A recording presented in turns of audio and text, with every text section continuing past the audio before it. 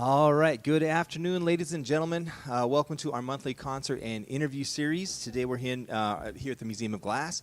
What do I want to tell you? Happy Father's Day to all the fathers out there. It's June 15th. And whether you're joining us here in person in the theater or online, welcome and glad you're here. Also, to get things started, I always forget to do this at the end. We'd like to thank, of course, the Museum of Glass for sponsoring this, as well as KNKX, Ted Brown Music, Tacoma Creates, Edward Jones Financial Consultant, Rick Gray, and Titus Will Cars. And, of course, you for being a part of this and making this happen as well. Today, we again have the wonderful saxophonist and world-traveled musician and tons of experience as a full-time professional musician, the wonderful saxophonist Pete Christlieb. Pete, thanks for joining us. My pleasure. Yeah. Once again. Once again, yeah, we've done this before, but there's so many things to talk about, and we never have enough time, so I'm glad to have this opportunity again to do this. Also, what I'll say, too, I always forget to say this as well, but we'll do the interview for about 45 minutes.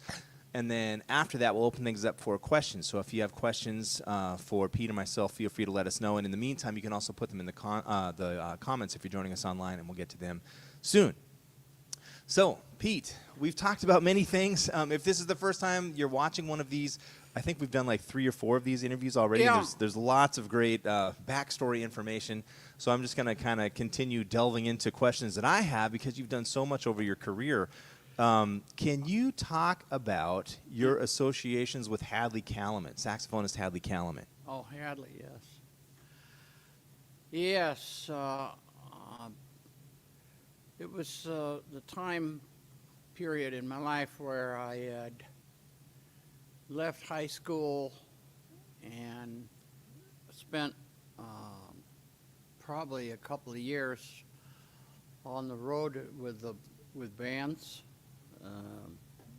And finally came back after the second band that I was on, and I came back to Los Angeles and realized that when you go away for a couple of years, people forget. You have to kind of even if you lived there all your life, you still have to reintroduce yourself into the music scene again. And I got a call from a trumpet player who had a steady gig in a club down in the Watts area off of Broadway and way down in the bowels of the kind of ghetto of Los Angeles, and it was called Marty's. It was a very well known jazz spot, and it was the group was 2 tenors, Hammond organ, drums, and trumpet, and the leader was Bobby Bryant, and Bobby was a wonderful guy. He was on staff actually at NBC before I started working there. You know, I mean, it was like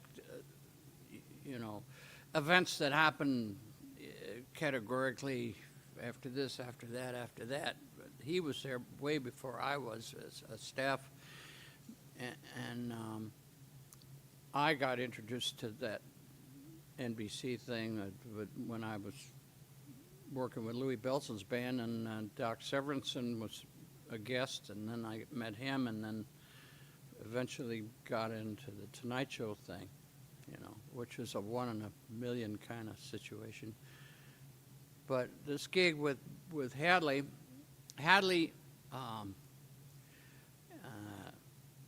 he unbeknownst to me, he had a drug problem early in his life, and when I met him, he was drug-free. But little did either one of us know that it was later to cause problems that ended up being his demise, I think, which was liver cancer or something, which follows heavy drug use, heroin especially. At any rate, but the two tenor thing, and the tenors were battling against each other every night, and the trumpet was you know, he could stand off to one side, and all this back and forth thing between the tenors went on, and it was quite a crowd pleaser. I think it was like you know, being at the fights, you know, guys squaring off, you know, and so I got into that thing with Hadley, and the other tenor player, a fine tenor player, great guy, just like a brother. We became brothers over the years that we played. I think it was maybe 2 years I actually did that gig, but when Herman Riley went out on the road with Louis Belson's band, I took his place at the jazz club, and Hadley and I were the two tenor players, and then Hadley, he went out with Horace Silver. I'm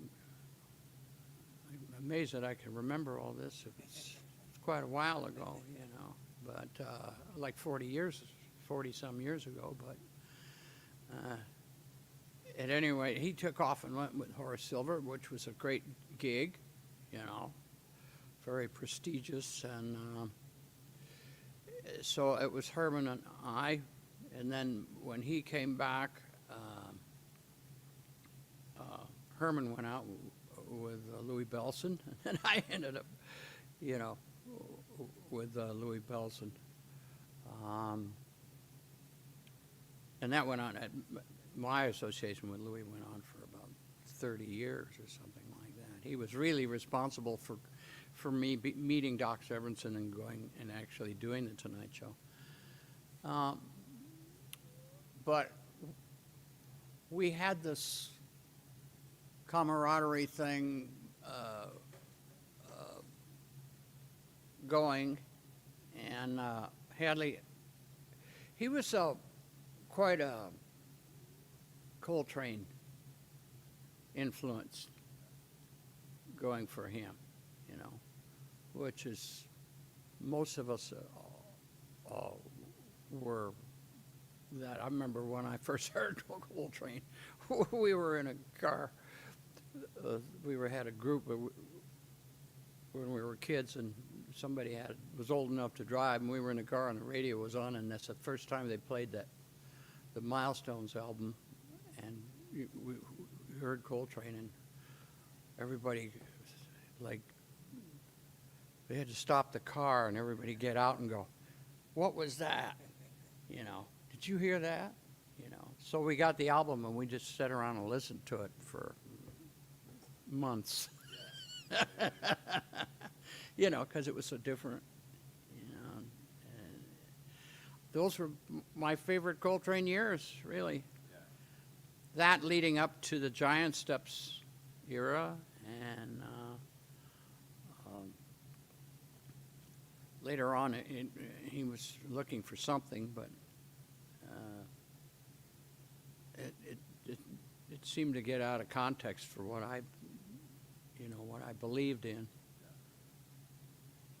And so a lot of us, I think Hadley had, I'm trying to think what the other influences were, because Hadley was pretty much Hadley.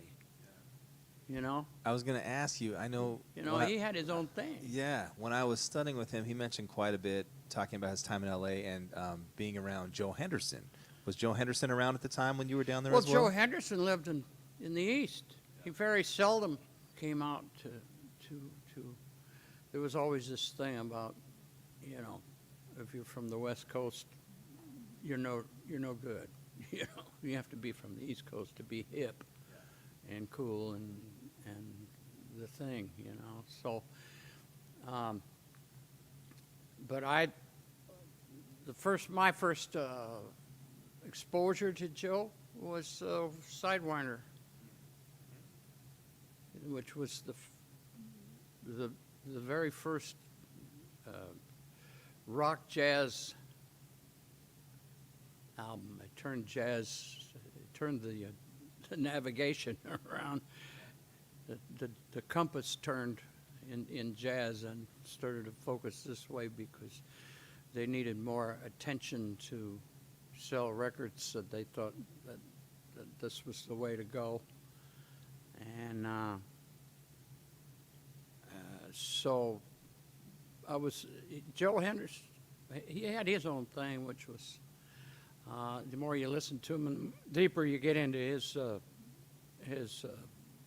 songbook, you realize the scope that he had going for himself, you know.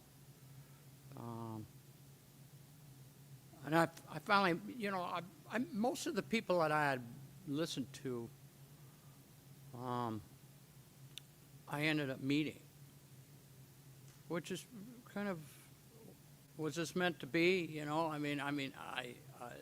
The only one I really didn't become really good friends with, I became good friends with Cannonball Adderley.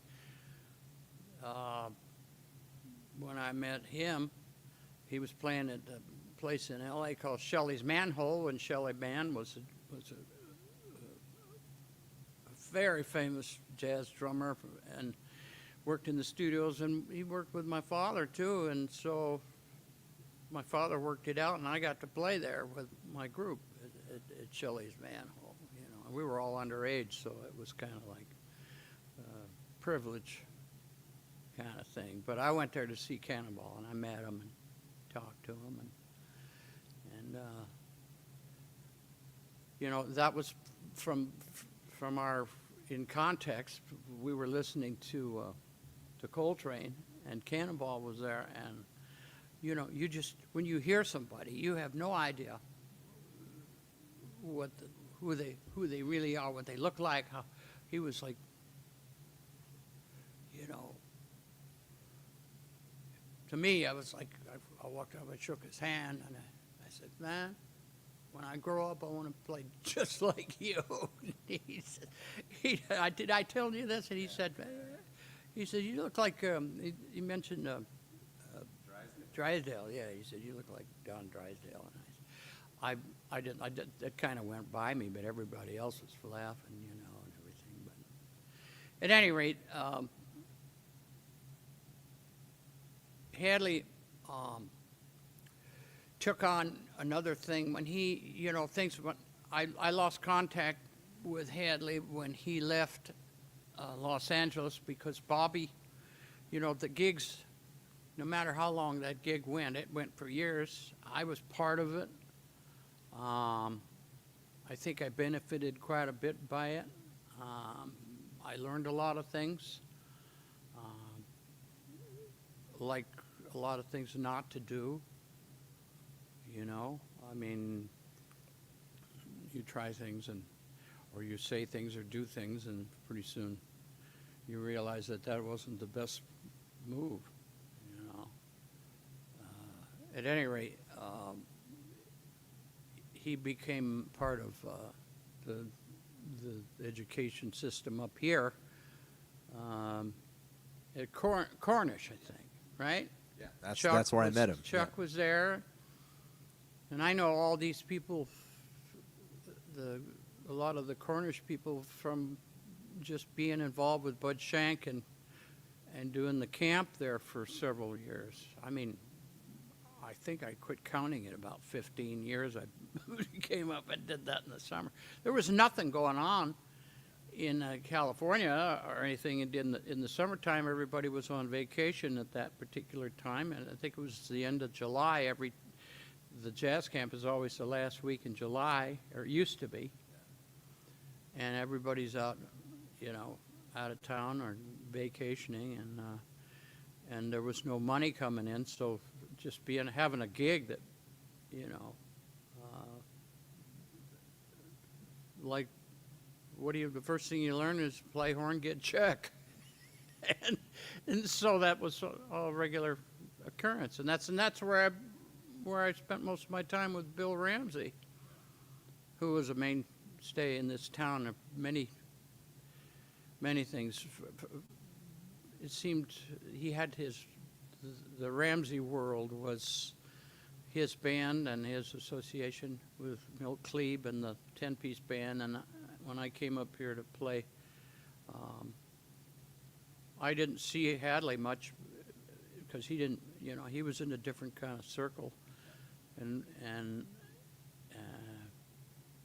eventually what happened was that at this point in his life, I was working, John Bishop came down to L.A. and I was working in a club in Hollywood, and John Bishop showed up, and he had his record company going, and he had an interest in a singer or somebody like that there, and he mentioned to me that Hadley was not doing well physically, and to the point where he said it's imminent that we're not going to see him. It's time to do something. So I said, well, I'll come up and we'll do an album together. We did an album together, and Chuck was on it, and John played drums, and it was a great project. It was fun to do, and there was a lot of energy and everything. And then we played.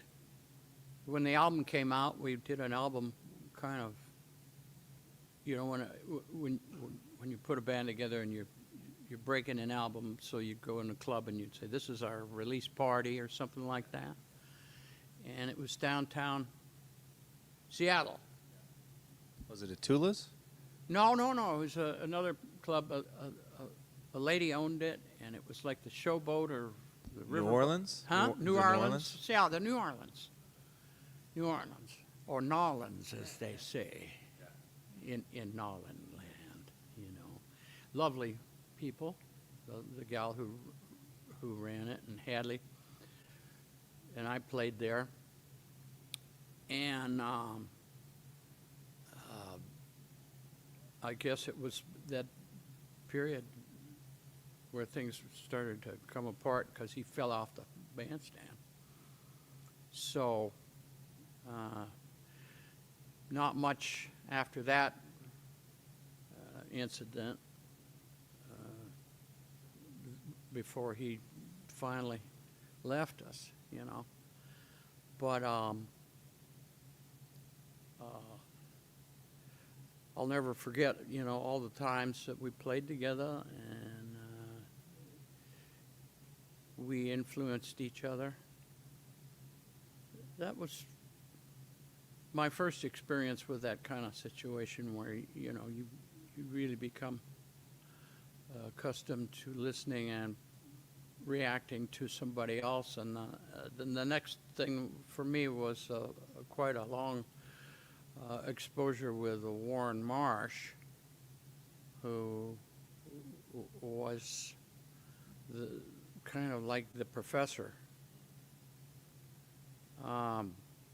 When you really got to know him, you realized that, underneath that semi-quiet exterior feeling of being around him when he played,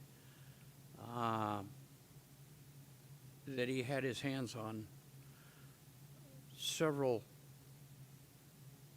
tools that he had honed for improvising that opened up a world of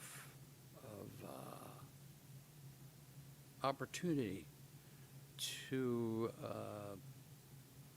improvise with these, you could say, device.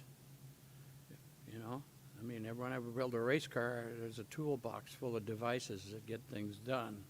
And up here, it was something that Hadley and I and every saxophone player would would turn and say, "My God, how did you do that?" And I said that to Warren, because he did something that was like absolutely like levitation. I mean, he did this and he went like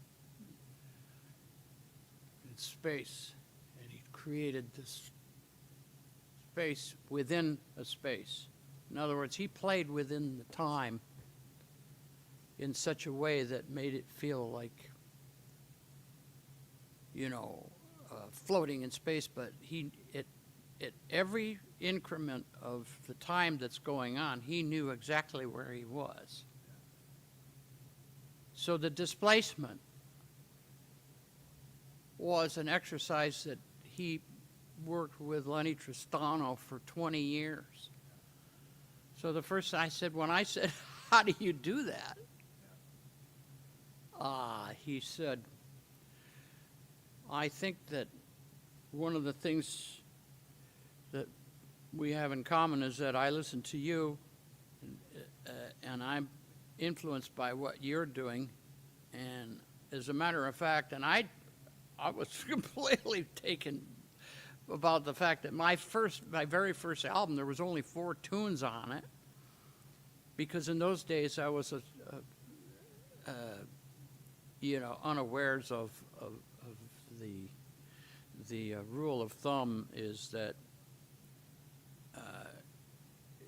the first thing is you don't wear out a rhythm section, because they will let you out, and you'll be playing with yourself, and they're gone. They say, "Well, we've had enough of this. How many times can you play this tune? And how many choruses you can do?" And while you're learning the tune, we're going to go get some lunch or something, and then go home. So, but he gave me a piece of paper. He says, "Right now we're making an album." We were doing an album, and meanwhile, Hadley was up here teaching and playing at Tula's and creating his world and his audience. I mean, I know that people showed up in droves to hang out and be there when Hadley was playing, So Warren had the same thing going,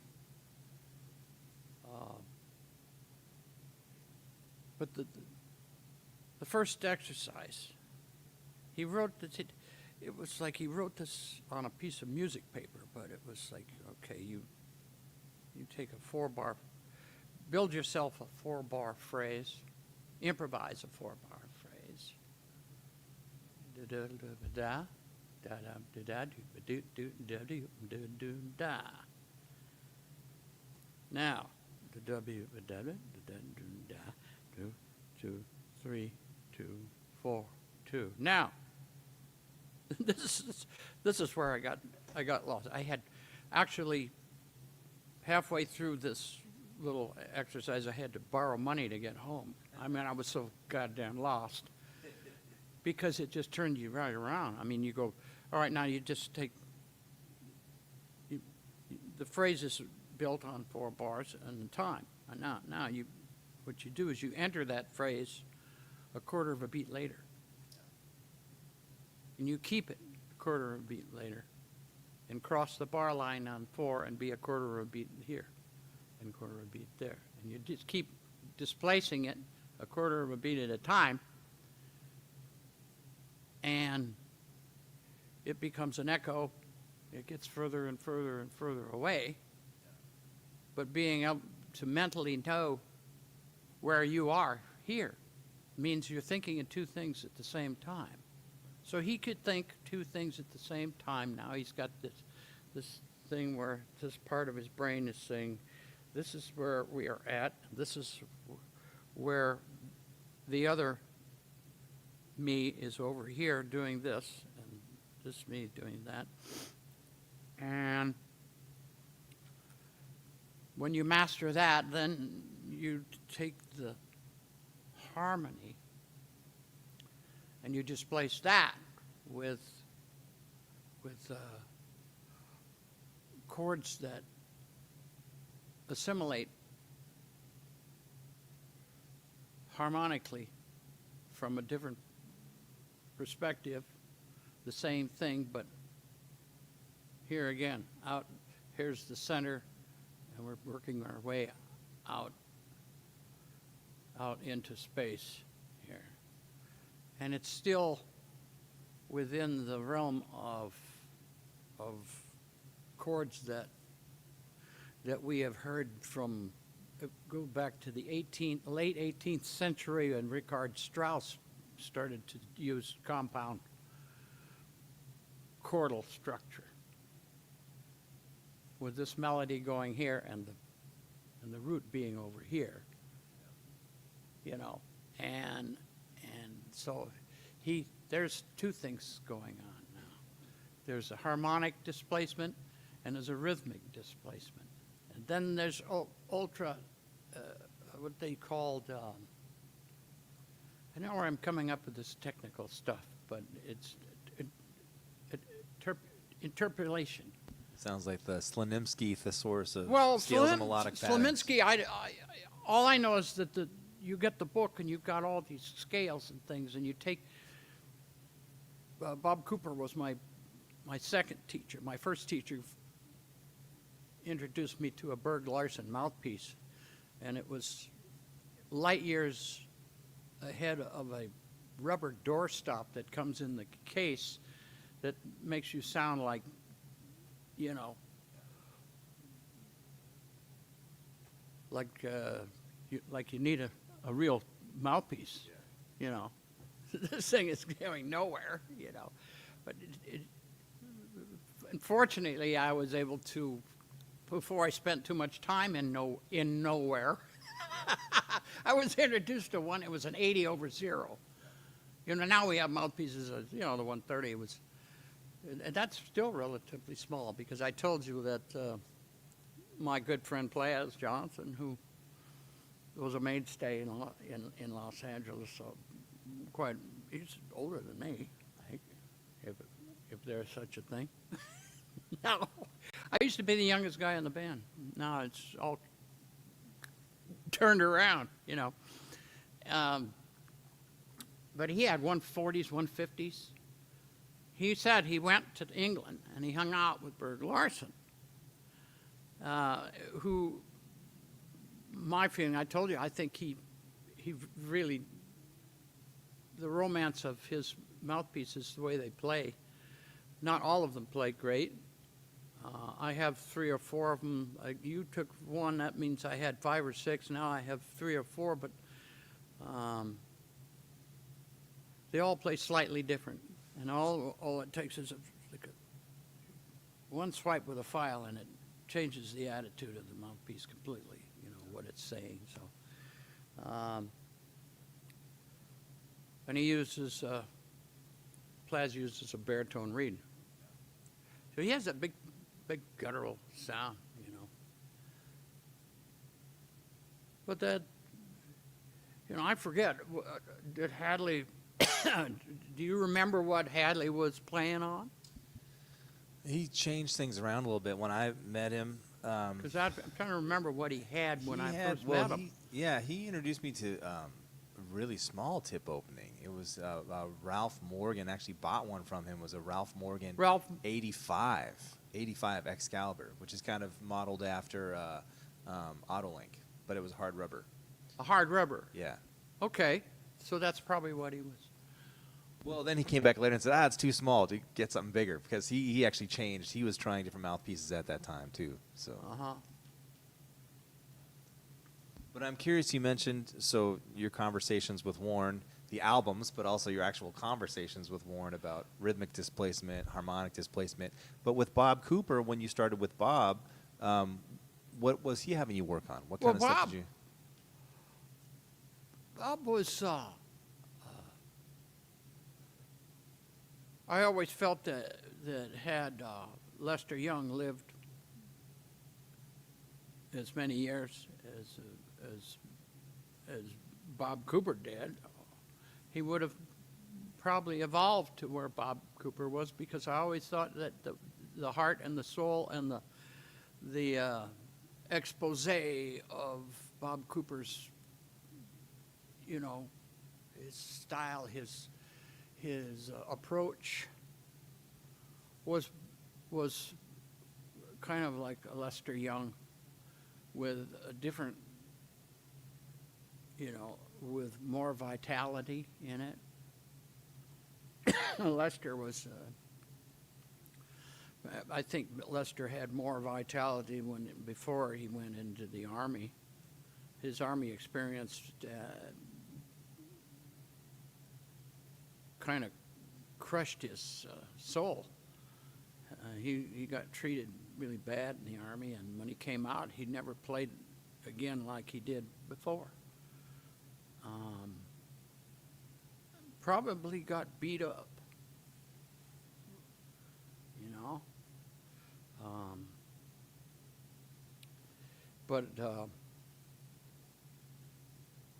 that what Bob,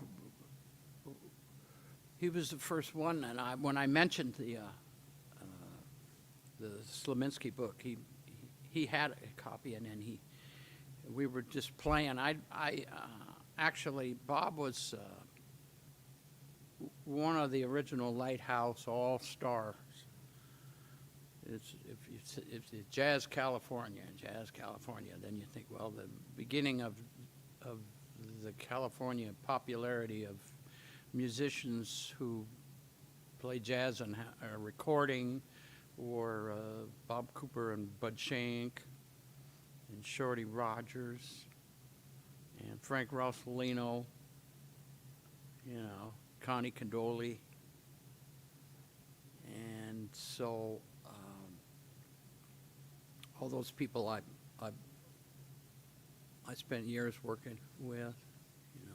I have a question for you. You mentioned before in one of the other interviews your association with Chet Baker, and how a lot of that stuff, there wasn't any sheet music. It was all done by ear. Well, Chet didn't read. Yeah. I'm curious, when you played with Hadley and the two tenors and the trumpet and the organ, were you guys doing no, there charts? was no music stand. It was all by ear. Yeah. So would you guys discuss what tunes you wanted to learn and play, or how did that come about? We had basically,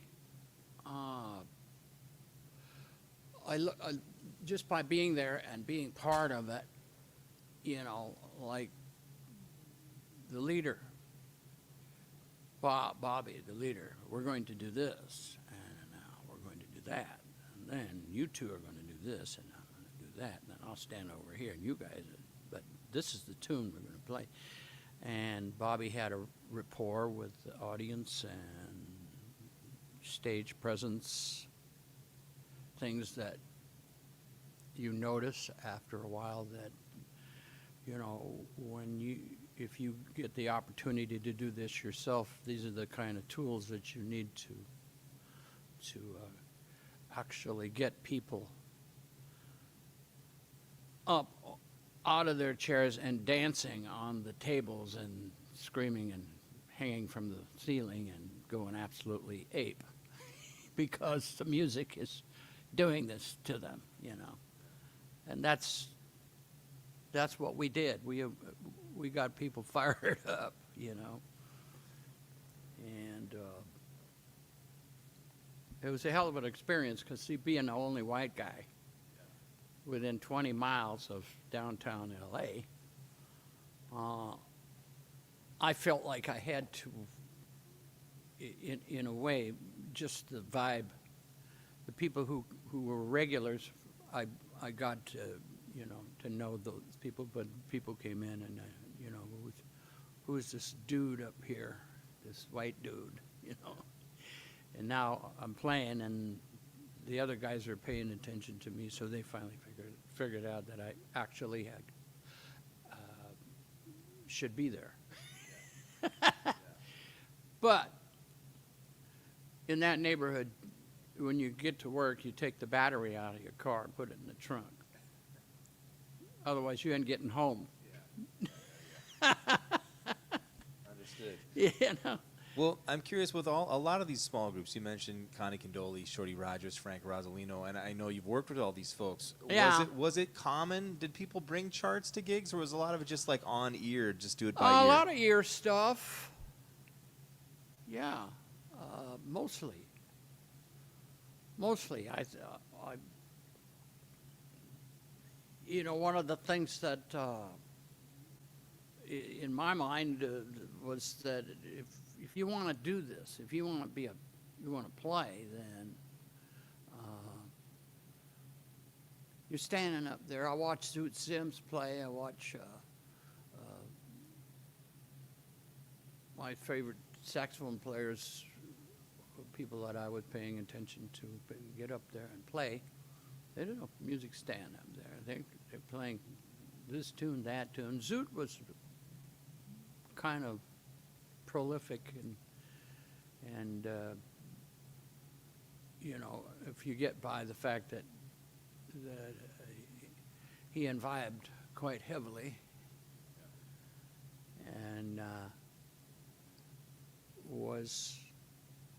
and had his own thing.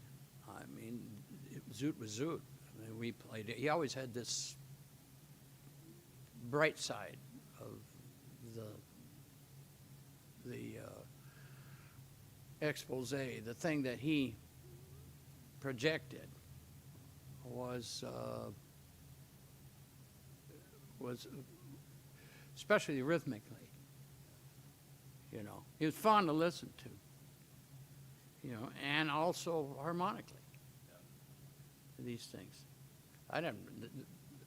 It wasn't for a fact that, when you're growing up, I was exposed to because the first one I was exposed to when I was like, I don't know, preteen, maybe 11 or 12 years old, or right in there, but it was Jerry Mulligan. Somebody left the Jerry Mulligan record in the house, and I listened to that, and then there was Chet Baker. Little did I know I was going to end up working with this guy later on in life. I never worked with Jerry Mulligan,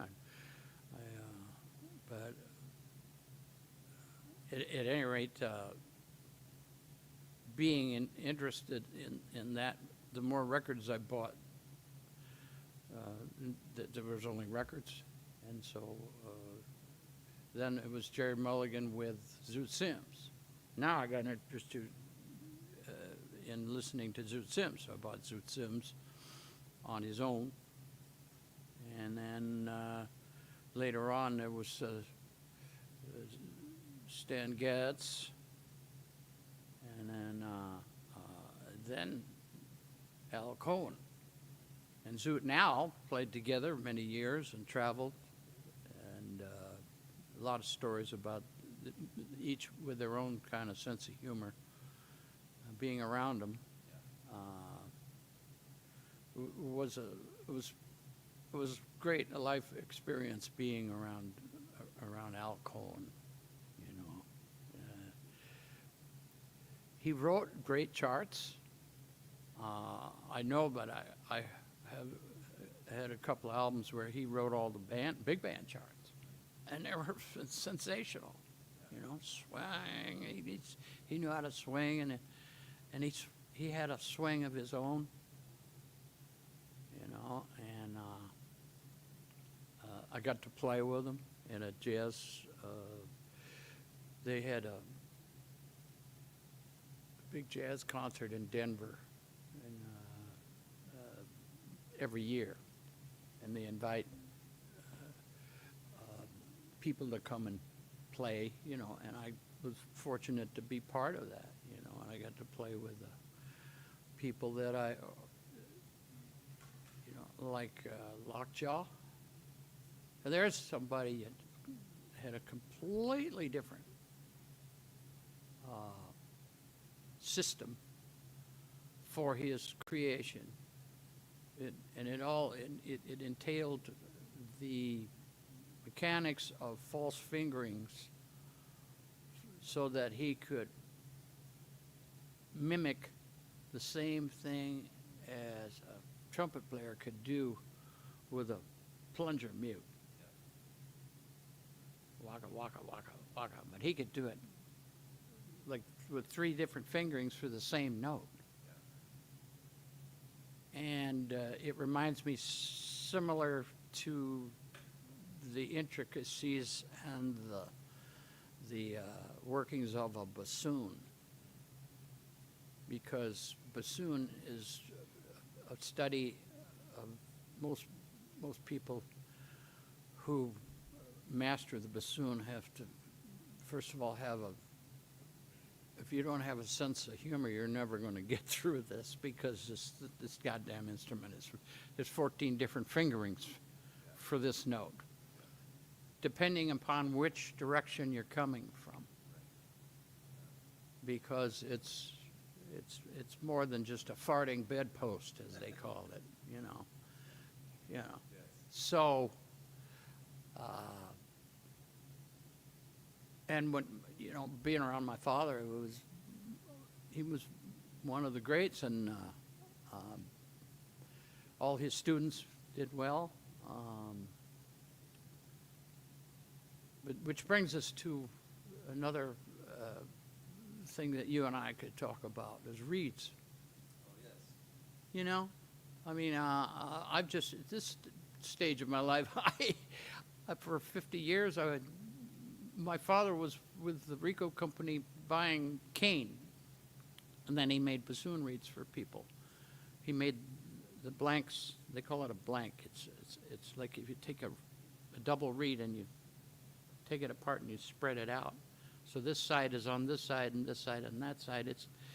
It starts as a blank, and he made these blanks, and a machine that gouges it out like this, like this, like this, like this, like this, until it gets very thin on the edge, like a reed. Then you serrated edge in the middle. You fold it over, and you put it on a mandrel, and you tie it, and you cut it open, and you start doing this with a knife, a reed knife, by hand. You make this reed by hand. You have to be good with your hands, because you've got a $30,000 piece of wood here, and without a reed, it's useless. It does not play. Yeah. So, interesting being around people, double reed players. I have many more questions from this conversation as from past conversations, but I want to Maybe we'll save that for the next yeah, time. yeah. I think we should. Yeah. I'm ensuring the fact that I'm going to have a gig. Yes, of course, of course. Does anybody, either online or in person, have any questions for Pete or myself about any of the stuff that we're discussing at this time? Any questions? Yeah.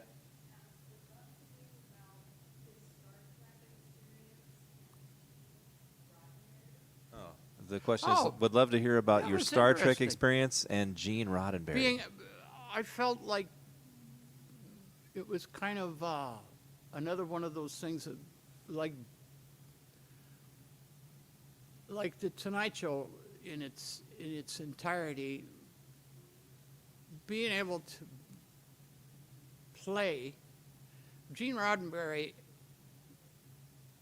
was unique in that he didn't let anything deter him from creating the Star Trek experience with a full orchestra.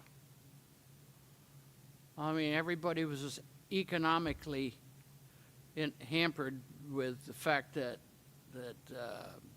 there are budgets and there's so much money for music and then everything. But apparently, this creation, his Star Trek and everything, he was the kahuna for everything.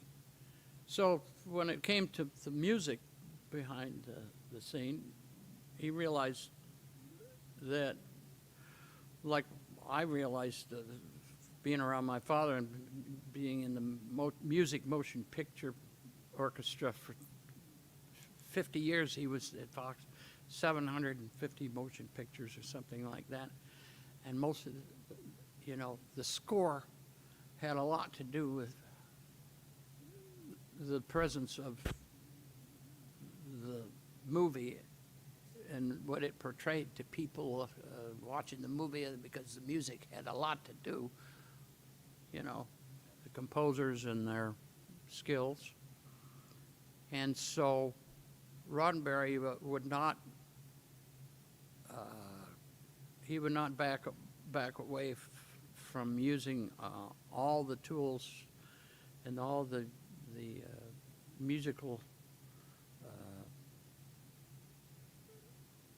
musical offerings of a symphony orchestra sound on the soundtrack. So I got to play. I had to play clarinet.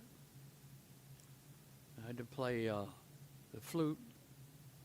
I played the alto flute. I played the bass clarinet. And I played the contrabass clarinet on that show. Contrabass clarinet is getting way, way down there. I was a Klingon. Klingon were the menacing characters, and so it's great, you get paid for these doubles, like it's like five or six doubles sometimes. That made a pretty good check for like 4 hours or something, and 4 or 5 hours. You'd take home about $600-700. That's before taxes. So. Anyway, yeah. So, and Gene was, for my first few years that he was in the booth. I don't know, I forget, it was so long ago, but we were at Paramount Studio soundstage. So my years, my father did his years.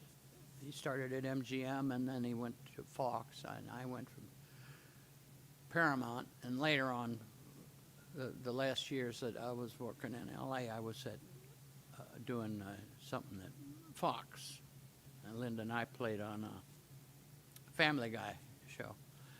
And but both instances, there were strings, woodwinds, French horns, brass, percussion, full orchestra.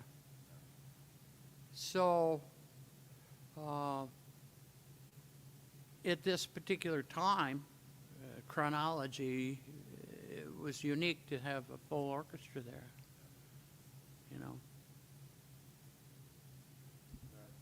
Another question? Yes?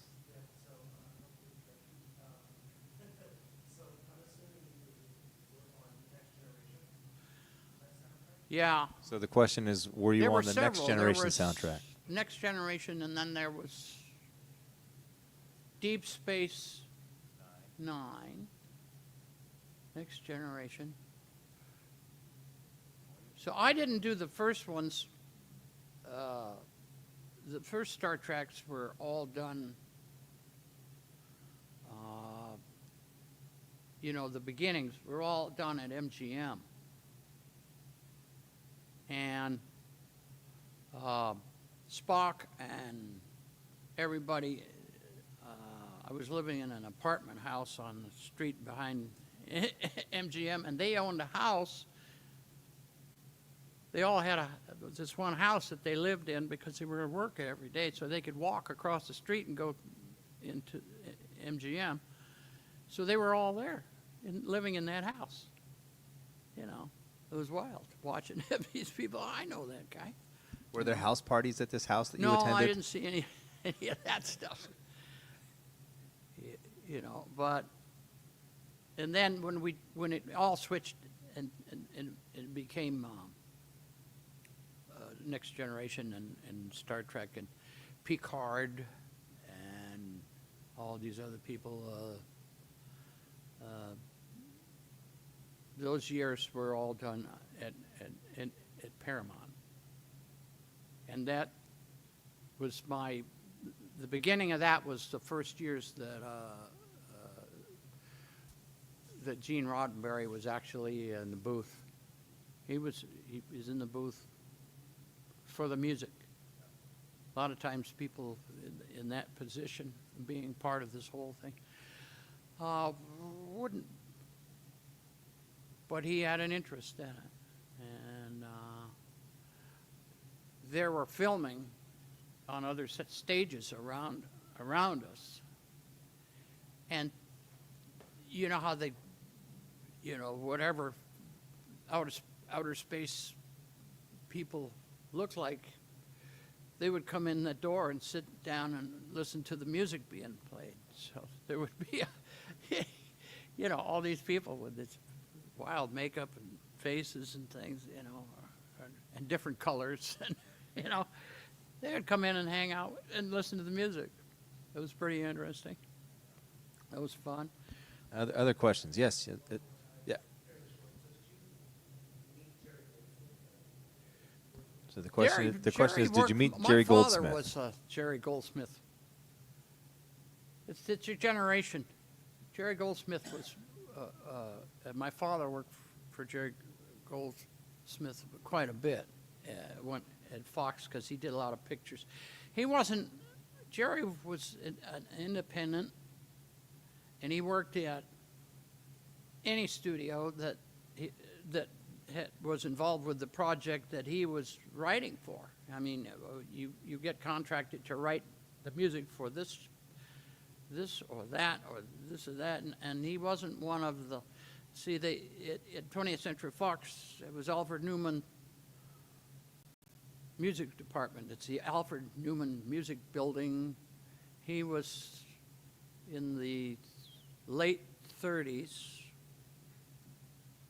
They gave him the baton, and he went around and handpicked guys in different studios to come and work for him, because I'm putting an orchestra together, and I want you to come and work for me at 20th Century Fox, and I will write solos for you.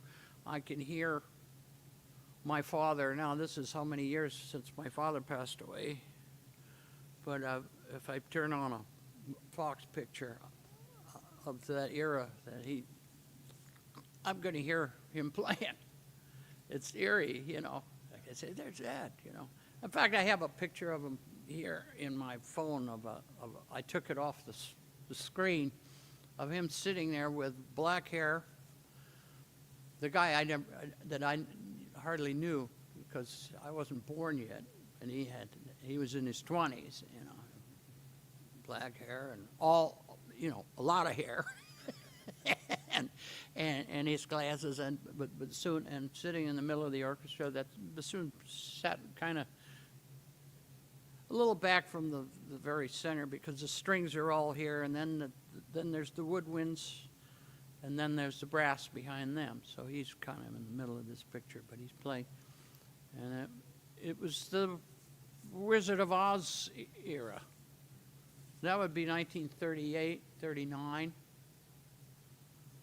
And so when Jerry would do a picture at Fox, it would have been in the 60s.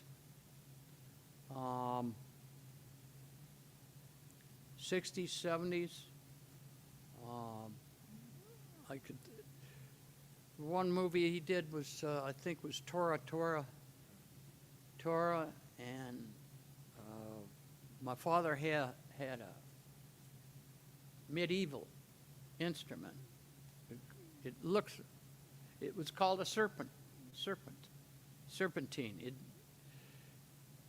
It had a neck here, and then, like a snake, a roll down, and then another roll, and the roll on the end was this size, and you held it like this, and it had an ivory mouthpiece that looked like a trombone, and it had this sound and places for your fingers, but he learned how to work it and play it, and it had this. He used it all through this movie, this Tora thing. It was supposed to be Japanese music, and this eerie sound floating around. And Jerry, he said, I want that. I want to do that. Unfortunately, here's my dad, a bassoon player. It pissed off all the brass players. He was getting more work playing the serpent, you know, and it created shock waves. And that paid for saxophone lessons for you, so it was a good trade-off. No, actually, my first teacher was learning how to play the bassoon. When you work in Hollywood and you want to make money, a doubler is the doubles are the thing that determine how much money you're going to make at this. And if you have a bassoon double, your work will double or quadruple because like my first saxophone teacher was a great tenor saxophone player, but he was learning how to play bassoon. So my dad traded the bassoon lessons for my saxophone lessons. And then out of that came a mouthpiece. And he collected them. He had a lot of Bergs. And when he passed away, Ralph Lee was his name when he passed away, a friend of mine, went over there and bought 40 or 50 of the mouthpieces. And by the time it occurred to me that I should go over there, they were all gone. But there was a few. He had a habit of, he collected saxophones, so he had all these saxophone cases, and in the lining of the saxophone cases were mouthpieces. So I paid her for them, you know. But I'll never know if they were as good as the one that I have or the one that you have. Well, that one of those mouthpieces that I gave that you took was one of those mouthpieces that were down in these old cases. They had a big fat lining where the horn sat, and the horn never rattled around in there. It was sitting on a cushion. Well, in that cushion, there was mouthpieces lined up in there. And even in those days, those mouthpieces were like $200 or $300, $200 or something like that. Now what? You know, I'm sure the price is more than quadrupled for pieces. And and here again, you don't know what you're going to get. You could pay a lot of money for something that you don't like. Yeah. And where do people go? I don't know. Do they? To this day, I don't know if Ted Brown has a system where you could go in and try a mouthpiece. They do stock mouthpieces that you can try, but compared to what's actually out on the market, they don't stock a lot of the higher end mouthpieces, really expensive ones like 700, 800 plus, which you can find online. Who was that guy who paraded around, and he's probably not with us anymore, but he credited himself with Brecker's mouthpiece. Gardala, yeah. Oh, there's another question. Yes. Tracy Knope. Okay.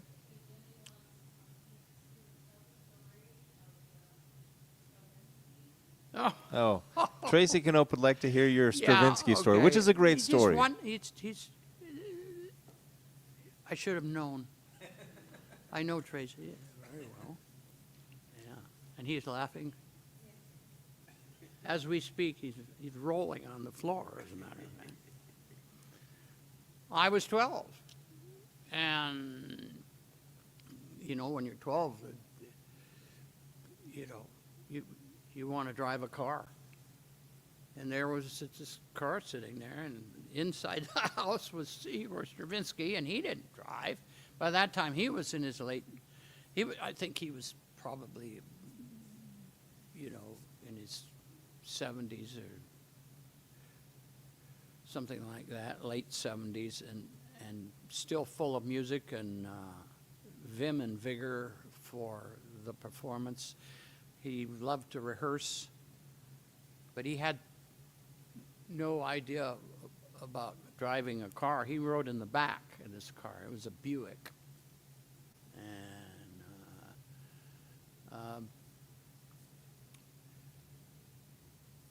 I was outside and I saw the car sitting there, and the Buick, a 56 Buick.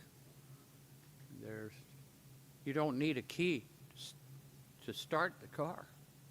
There's a little switch right where the key goes, and you turn that switch and you push the accelerator down to the floor, and that's where the starter is, and it's started up. Oh boy, here we go. Put it in gear, you know. Oop, yeah. And I'm driving up and down the street, you know. And the clarinet player's son, his name was Robin, so we were Batman and Robin, see, and we were driving this car up and down the street. I'm driving, man, you know, looking over the wheel like this. And here comes my mother coming the other way, coming back from the store, you know. So we crouched down like this, and all she knows is this car drove by with two little hands on the wheel. And we figured we'd got away with it, but no. No, I paid. I'm sitting on a dent here. I love that story. Yeah. All right, well, And had people say, well, you stole his car. No, I brought it back. Yeah, I brought it back. He didn't even know. God, I hope not. Like he needs other things to worry about, you know. Well, Pete, it's always a pleasure having you. Thank you so much for joining us today. I think it's apropos that you're here today because for so many of us saxophone players in the Northwest and beyond, you're a father figure musically. I hope you're aware of that and how much we are indebted to you. Trying to maintain now, it's you know, for the first time in 50 years, I'm going to have to actually buy a reed because all the reeds, the thousands of reeds that I have, were the ones that never made it to the show, and that's all that's left. All the good ones are gone. So I'm going to have to actually buy a reed after 50 years. I'm getting information now that you know the company that Diodario that bought Rico. Yes. I was in L.A. A week ago. I mean, I went down there to do what we like to do, race cars and things. I built cars for my kids and we race them.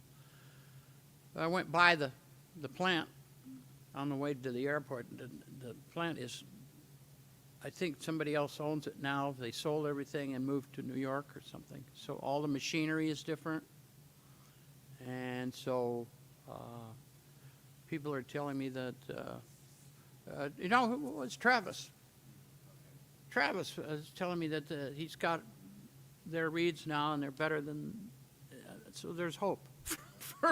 For me, that I could find another reed. You know, I'll go through these reeds. I've got one reed with me today and one spare, which is not so good. So I'm going like, please make it through the day. Yeah, you on a bad reed is better than most people's good days on good reeds, so I'm not worried about it. Thank you for joining us. Thank you so much for joining us here in person or online. If you find value in these interviews and performances, feel free to make a donation via Venmo or PayPal. It keeps this thing running. Again, if we didn't get to your comments in the questions in the comments, we'll do our best to do that after the fact. And we're going to take a short break here and then reconvene and do a concert starting at 3 o'clock. So thank you so much for joining us. Hope to see you again soon. Take care.